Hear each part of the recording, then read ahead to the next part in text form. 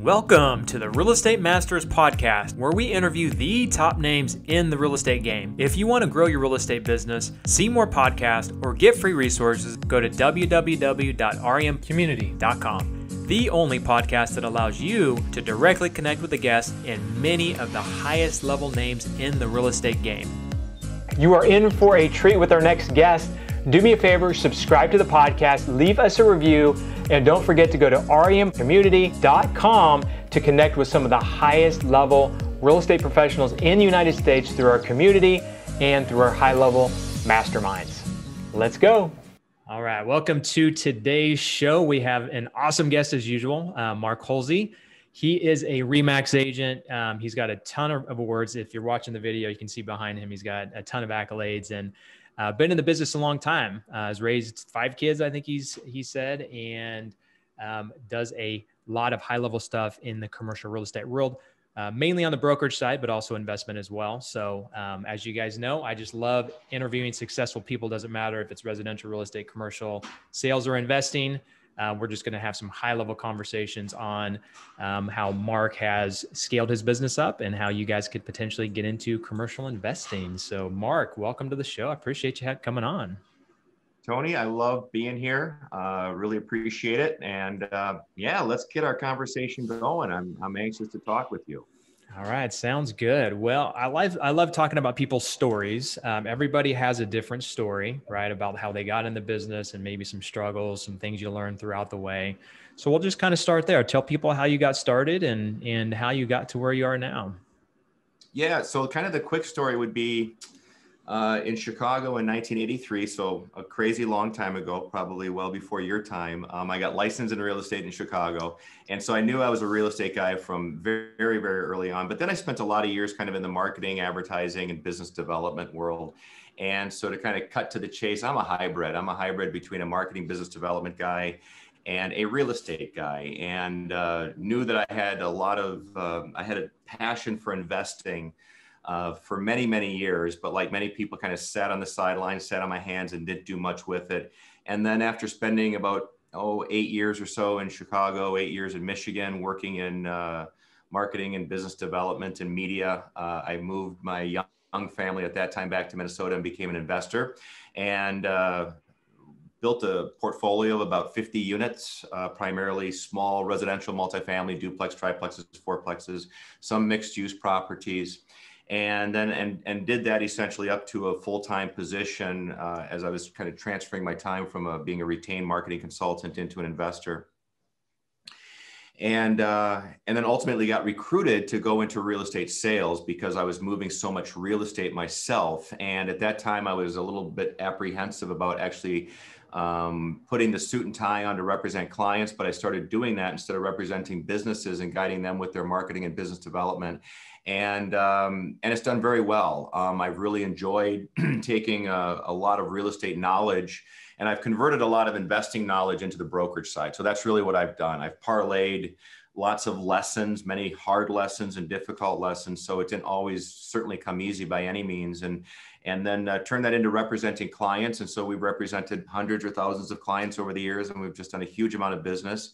And we worked with from the very beginning investor to the most sophisticated investors, many of whom we work with today on things like commercial investment, net lease investments. But we've covered the gamut, and I've covered the gamut. I love brokerage, but I also love helping people build portfolios. So yeah, that's a little bit of the story, but most importantly, yeah, raised 5 kids. 2 of my kids work with me in the business. So I'm super proud of that. I've got Hayden and Sawyer working in my business. Hayden is a CCIM. That's certainly one of the very best designations in all of commercial real estate. So we're a CCIM shop. That's for sure, big time. And Sawyer also works with me, but we run a small boutique firm here in Minneapolis, St. Paul. And we do some work nationally as well with some net lease buyer clients. Fantastic. So tell us, you talked about residential before we started here, and you talked about 50 units. I'm not sure if they were residential or not, but tell us kind of the transition or the difference between residential and commercial in your mind, because there are some people wanting to go from residential to commercial, or some people that just want to jump directly into commercial. So if you could touch on that a little bit, and then also, the difference between the sales side and the investing side. Because for me, when I started in this business 20 years ago, I started as an investor, got my license as an agent, did both for a little while just to kind of get going. And then once I could just do investing on my own, then I took off and just did investing from there. So I guess start with the residential to commercial aspect. If people are wanting to jump from residential to commercial, any advice you can give them and kind of the main differences between the two? Yeah, and I speak a lot to this even on our YouTube channel, Results in Real Estate, Results Commercial. You can look it up, but I talk a lot about this. And I talk about both sides. So I talk a lot about the investing side of things. I talk about the brokerage side. And going from a residential investor with your houses or your small multifamily or mixed use buildings, apartment buildings, and then giving consideration to other types of commercial investment assets, office, retail, industrial, maybe even land. And then, of course, the same thing on the sales side, on the brokerage side of things, what it takes to basically play in our space or swim with the sharks. This is a dog-eat-dog business when it gets into commercial investment brokerage. It's not for the faint of heart. It's not something you just jump into. It's definitely something that you need to grow into. I love brokerage. Many people are involved in real estate sales, leasing, but they've got their sights set only on investing. And I believe in investing because it's obviously one of the very best ways of creating wealth in America, around the world, period. But I also was the one who built up from, a single unit to 10 units to 20 units to 50 units. And I ran around like a crazy person with a young family, and that was all good and well. And I learned, like I said earlier, I learned a lot of lessons about how to build a portfolio and how not to build a portfolio and some of the key things that you don't want to do. But actually, I'm a marketing salesperson. And so being given the opportunity to represent clients and sell and lease commercial investment real estate, I love it. I mean, I don't know that I love it every day, but I really love it. I'm passionate about it. And probably most importantly is the opportunity is huge. I can't really kind of get away from that. So building the portfolio is great from a wealth building perspective, and certainly from a cash flow perspective, it's pretty good.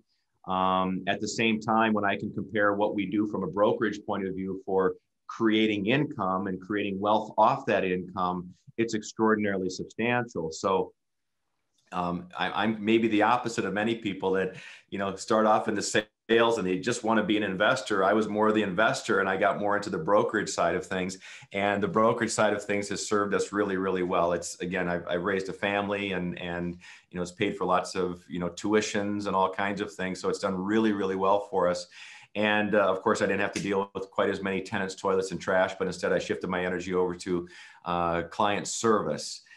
The difference is huge. So I'm not going to minimize the difference. I think that anyone that thinks they can quickly, whether it be as an investor and give consideration to, say, you're having your single family homes or your apartments and you want to give thought to starting to invest in retail or office or industrial or net lease investments. So we love net lease investments, and those are triple net investments. They're kind of the ultimate of all investments. As far as I'm concerned, there's nothing better than net lease investments, but it takes a tremendous amount of capital. Those are the Starbucks coffees, the Walgreens. Okay, so that's what a net lease investment is. And we do a good amount of that work and we enjoy it. Even within the commercial brokerage world, Tony, it's very different. It's one thing to sell a $2 million office building or a retail small strip center versus transacting or brokering a net lease investment. It's a different world. And so it doesn't make any difference what side of the fence you're on, be it investing or brokerage, and you start looking at the differences between residential and commercial, and there's very many of them. And like I said, it's hard to articulate all of them at this time, but the key thing for anyone who's an investor, once you start to understand the numbers, right? When you understand the numbers, that's going to be the key to everything. The difference is on our commercial side of things, we're based very much on key pieces like certainly, cap rate, discounted cash flow. Yeah, we care about cash on cash returns. Whereas the smaller investor might be looking at, cash flow per unit, per property. They might be looking at debt service coverage ratio. All those things are important too, but some of the vernacular and some of the underlying underwriting, of course, is a little bit different as we look at each of these different categories. So 2021, if we had this conversation a year ago, early 2020, you may have had a different answer to this, but someone wanting to get into commercial real estate right now, they've never done a deal before. how would you recommend they start? Like, what would the steps be? And then what type of commercial investment would you push them towards? Multifamily, warehouse? Give us a little bit of a scenario on that, on how people can get started a little bit easier and faster on potentially how they could do that. I don't know that there's an easy or fast way to get involved in commercial investment brokerage. So I don't know that those words work real well within our industry. It's a capital heavy investment. So if you're undercapitalized, you probably don't belong in commercial investment world. It takes capital. That's why so many people will pool their money together. Or of course, we work within syndications and partnerships to start to pool money together to potentially buy some real estate. But it's just kind of like, it's really not any different than the residential sense of saying, well, let me start small and let me work my way up, right? So you certainly can do that. And so you don't need to jump into the biggest office building or retail building. Many people naturally should gravitate to that which they know. That's just a logical thing. Everybody understands that. In commercial real estate, typically you're not going to find an industrial investor who owns 1, 2, 10 million square feet of industrial space, also balanced out with this multifamily portfolio. It's a very specialized business, and most people absolutely stay in their lane. Industrial investors stick with industrial product, office people, retail people, and surely multifamily people. And we also recommend and suggest that that's a good idea. Now, the sophisticated investor, can they start crossing over into some of the other product categories? Of course they can. But each of these is very different. An office tenant and the office tenant requirements is going to be different than the retail tenant, and certainly dramatically different than an industrial tenant. Somebody who's worked within single family homes or small residential multifamily, I call that 2, 3, 4 units, or small apartment buildings, less than 10 units each. You know, they should stay probably within the residential space. But sometimes what happens, Tony, as you know, is that they can get really kind of tired of dealing with tenants. And so typically they'll move over and have a property management company start working with them. And that's fine, but not always is that the answer. And then sometimes they say, I want to get into commercial investment work because I want 5-year tenants. I want to have a retail strip center where I can put in a good national credit tenant, and I can have them taking care of more of the, you know, property expenses and property improvements. And I want to get a little bit more hands off, like a net lease investment. And so that's a good opportunity to do a 1031 and start to really study the various product categories. Maybe consider even going out and working on your CCIM just as an investor, not even as a broker, but working on your CCIM. I can't recommend that enough. I think that's critical to start really understanding the fundamentals of investment analysis, because that's what we do. We are investment analysis experts, and we can dissect this information. We can understand the risks. We have great measurements that we can put to every single income producing asset so that we can know where are we today and where are we going with this asset. And so I think that it's an education component and then a team building component. So you want to put it's just like anything else, right? You got to have the very best people, the very best team around you, whether it be the tax attorneys, the real property attorneys, the commercial real estate brokers, people who are playing in this space every day. So I hope that kind of answers that question. Yeah, a lot to touch on there. So I think you started touching on something I was going to transition to, and that's that it's that no matter what you get into, you really have to have good people on your side, right? Like when I got into the business 20 years ago, I compare the first 10 years to the second 10 years. First 10 years, I didn't have very good people on my side. I was just throwing people in and didn't have mentors, didn't have coaches, I was just trying to figure it all myself. And that's just how I've done things all my life, I feel like. And then the last 10 years, or the next 10 years, which has been the last 10 years, I've stepped my game up with hiring really good people, with having really good mentors, coaches, mastermind groups, and things of that nature. So I think probably really what it comes down to is probably finding someone that has done what you want to do, pick their brain, get some mentorship, figure out who your team is, right? You mentioned the team, and then stay in your lane. I think that's a good one. It's like, pick something. You may have to look at a few different things before you pick it, but like stay in your lane, learn something really well, stay there, laser focus on it. And then as you become successful in one thing, then maybe you could take on getting into potentially another type of investment. So let's get into sales and marketing. So you said sales and marketing. I love sales and marketing. I mean, if you think about it, any business is really sales and marketing, right? It doesn't matter what it is. Absolutely. Um, That's right. so let's talk some high level stuff there. So what, you've been very successful in commercial real estate. I can tell you're a very educated, polished guy, right? So that obviously helps. But you also have to have, marketing, sales. You have to have, a bunch of other things to it. So tell us what you've done on the marketing side to help yourself stand out from the competition and be as successful as you've been. Well, thank you for that, Tony. I appreciate some of the underlying compliments there, big time. Thank you so much for that. So I have a career in marketing. And so as a commercial investment broker, our group Results Commercial today, we're very much on the listing side. So we're on the seller side of things. Our focus is very much taking product to market. And the reason I mention that is because taking product to market is very much a function of marketing. We are packaging and positioning assets and taking it to market. We also do it because I like to be in control of the listing. If I'm in control of the listing, I'm in control of the transaction. We work with buyers. We're extraordinarily selective when we work with buyers. And that just becomes, once you work in brokerage for many years, you start to realize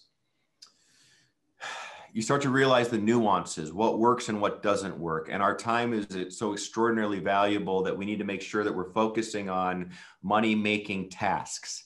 And so, but I also, because we're marketing experts, that means we know how to take the office building, the industrial building, the net lease asset, and how do we package it up? I'm a big believer in maximum exposure. Okay, so my job is to get the most money for my sellers as we take these products to market. So I'm not let me sign a listing agreement, call up a couple people and say, hey, I got this great office building for you. We're not that. Once in a while, sure, we put together off-market deals, but many times we are the people that take this to CoStar and LoopNet and to our local boards.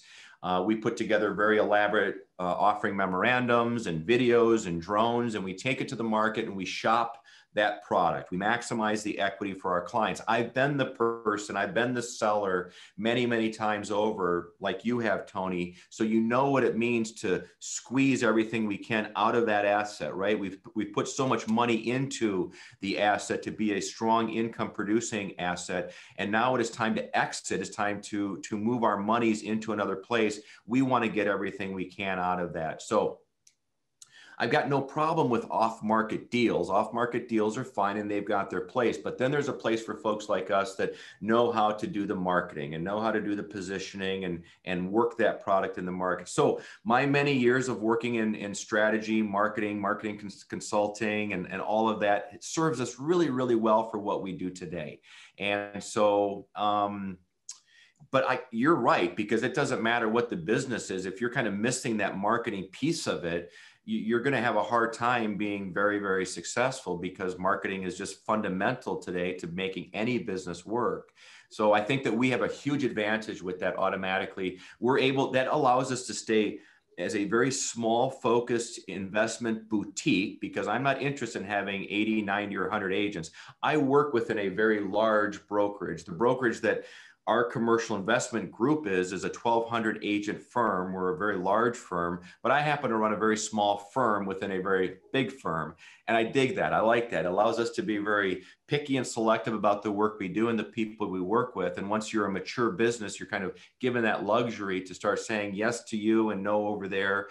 And so, but marketing has allowed us to do that. So I hope that, speaks to the marketing piece a little bit.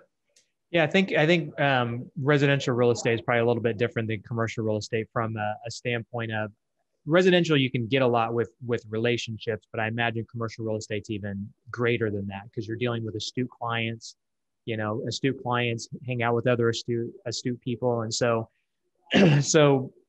creating those relationships and really doing a good job for them. I mean, you could have a $2, $3, $4, $5 million listing, do a really good job for them, and then someone refer you a $10 million client, right? I mean, it's just one of those things that you may not have to market really that well. I imagine at this point you've been in the business long enough where marketing for deals probably isn't as important to you as really catering to the client, doing a good job, and then getting referrals. Would you agree with that?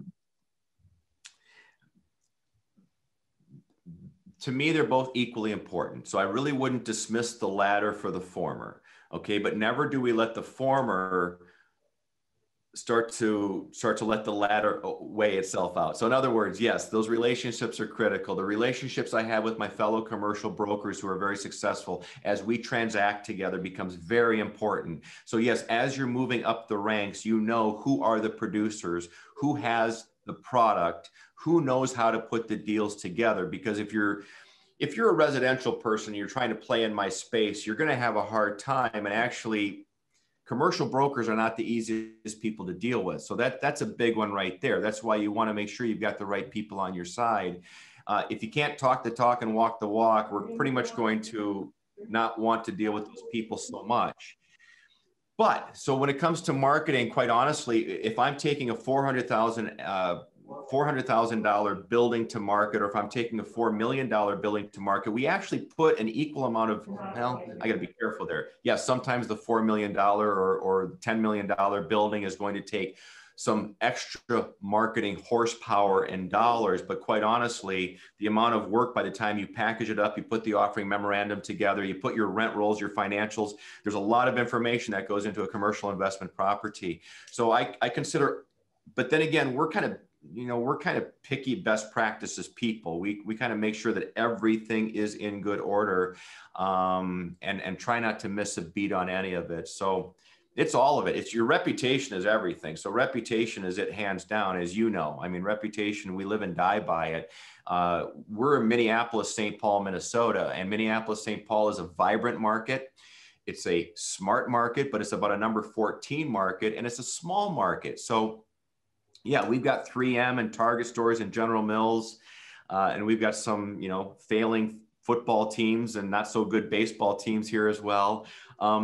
But we're a highly educated and very strong corporate environment. We've got a lot of good, smart brokers here, and I'll tell you what, the moment you screw up, right? The moment you don't treat somebody right is the moment that you're going to start feeling the pains within your business. So, and you know how that is. I mean, there's nothing better than having those relationships with lenders, with brokers, with lawyers, and obviously with all of our investment clients. Absolutely. A great team can make your life really easy, or much easier, I should say. So let's get into kind of the past and lessons you've learned. So I always like to know kind of what some lessons you've learned. A lot of people, when they think of successful people, they think they have it all together, right? I mean, it's in some capacity we do, right? But then it's like there's stuff behind the scenes that happens, whether it's, business almost fails, or, cash flow issues, or whatever it is. There's always stuff that happens throughout a career. So tell us about, I don't know, one or two things that you really learned in the past that, maybe were tough things for you that ended up being, potentially good, that you could share with the audience. Yeah, no, in fact, it, Tony. I mean, it's the best lessons are the toughest lessons, right? I mean, that's where we really get our growth. We get our growth, and that's why they're called growing pains, because many times you got to go through some pain to get to the other side, and then you can really bang zoom. And yeah, I went through all of mine. I can sit here now at this stage in this age of a career and sound like I know a lot. And, hopefully I do after all of these years and hundreds or thousands of transactions. I better, right, at this stage of the game. So there's nothing special about that. I've got some really great lessons that I've learned, and some really hard lessons that I've learned. And I'll go to the investor side more than the brokerage side for sure, because I had been in other businesses before I was recruited in to now represent clients. And so I had been an investor. I had bought dozens and dozens of properties. And so I knew transactions very well from doing them. And so then it just came down to and I take fiduciary very seriously. So fiduciary just means when I represent a client, just like a lawyer represents a client, we're not haphazard about that. My license is worth literally millions of dollars. And so we don't jeopardize our license in any way, shape, or form. So we follow all that closely. But let's get back to the important stuff. And that's your question. And that's the lessons. I was able to grow a portfolio during the days when just about anybody could grow a portfolio. Okay. You didn't need to be very smart. You didn't need to be very special, because money was free flowing. Money was everywhere. And I was part of that. So I was part of that, ability to go out and get money get money easily, get money too easily. So this was certainly obviously pre-Great Recession. So it was within those years. I started investing in 96 and was pretty aggressive from 96 probably all the way through 2008, somewhere in that range. I still hold investments today, but I shrunk my portfolio dramatically, partially willingly, partially not so willingly, because I went through the Great Recession and went through lots of good pain. Lessons. The lessons are simple. Okay, the lessons are super simple. You heard me talk before about, I made the point that commercial investment real estate, you better have capital. You better have money. Because if you think you're coming in here and you're going to go become the next billionaire on just your smile and a handshake, no, you need to have capital. You have to have that money. And so I was able to work and build a portfolio that was fantastically over leveraged. All right. I mean, you know, I took leverage to the moon and back. And of course, did ultimately over leverage catch up with you? Or did I not follow some fundamental principles of managed growth? Did I grow too quickly with too much leverage? And the answer is, yeah, I did. I absolutely did. And so that meant then I was ultimately undercapitalized. And when you're undercapitalized, not only can you not grow, but you can't sustain in the event. Okay, it just so happened that the event that I was lucky enough to experience was the Great Recession. So we got to experience a dramatic decrease in values that almost happened overnight. I mean, it happened rapidly. It happened, I'm talking a matter of 6 or 9 months, where you could suddenly say that individual little property over there just lost $30,000 or $40,000 worth of value that now put me into a negative position. And now I'm upside down. So even though I might be able to service my debt, my spreadsheet, the value just took a big plummet. And if you don't have the capital to be able to sustain through that, you've got some serious issues. So I was fortunate enough to be able to dispose of a lot of properties rapidly, and I came out just fine through all of it. But I absolutely tell investors a couple key things. Couple really important things, Tony, and especially today, because our YouTube channel does a lot of educating of investors and brokers. And it drives me crazy when I see some of the other people in the marketplace trying to make real estate investing sound too easy and too simple, and everyone should do it. I don't think everyone should do it. I don't think this is designed for everybody. This is a business, and it needs to be treated as such. And not everyone's going to jump into real estate investing with very little capital and suddenly become the next, Elon Musk. No, but that's not the point. The point is knowing how to use real estate, this collateralized asset, and start to let appreciation, depreciation, OPM, other people's money, right? The tenants, over time, paying this down to truly create a passive income stream. And you don't need to be gigantically huge with this huge portfolio to do it. And so that was something that I learned as well. And I really talk a lot about it today. And I'll say to people, I've found some crazy successful investors who have had 6 or 9 houses. That's it, nothing more. A half dozen houses. They've paid them down. They're paid off. They've created a wonderful income stream, and everyone always thinks, yeah, but I need to turn those 6 houses into 60 houses, and then 60 houses into those huge, gigantic shopping malls over there. And they've got all these like super duper grandiose ideas. That's not me. I'm not a believer in that at all. Now, if you want to go there, more power to you. Okay. So I'm not going to stop anybody from going after their dreams of building the biggest portfolio in the whole wide world, but I'm a lifestyle guy. So I'm a lifestyle guy. I'm about raising a family and having a nice relationship and going to the lake and having a great business. And so I want to make sure the balance is there. And sometimes people can get too focused on, your ego can sometimes run away with you. So your ego can run away with you with this gigantic portfolio, and suddenly like, I'm worth more because I have all these properties.